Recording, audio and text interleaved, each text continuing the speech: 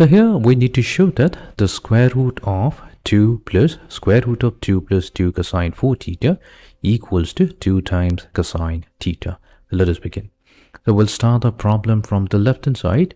So here we have square root of 2 added to the square root of, so let's do one thing, we can factor out 2 from 2 plus 2 cosine 4 theta, so 2 will get multiplied to 1 plus cosine of 4 theta. Fine. Now here we're going to use the fact that cosine of 2 theta, that's equivalent to 2 times cosine squared theta minus 1. Now we're choosing this particular formula for cosine 2 theta. Cosine 2 theta has actually 3 forms. Now we're using this particular formula so that we can cancel out this single one, and then we'll convert the two terms within the parentheses into a single term. However, we have a cosine 4 theta here. We do not have cosine 2 theta. So what we'll do, we can rewrite this entire expression. So if we double 2 theta, we're going to get 4 theta. But if we're doubling 2 theta, on the right hand side, we'll have to double this theta as well. So we'll get 2 times cosine squared 2 theta minus 1.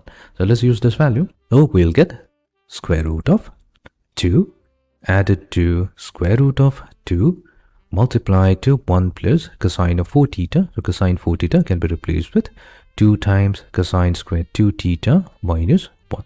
So now we can cancel out this one, as well. It's going to leave us with square root of 2 plus the square root of, so here we have 2 multiplied to 2 times cosine squared theta. So that's simply 4 times cosine squared 2 theta. That will be equals to the square root of 2 plus, so we have square root of 4 cosine squared 2 theta. So after taking the square root, we get 2 times cosine of 2 theta. So let's take square root, and within the square root, we're going to take 2 as the common factor. So we have 2 multiplied to 1 plus cosine of 2 theta. Now here, we're going to again use this particular formula.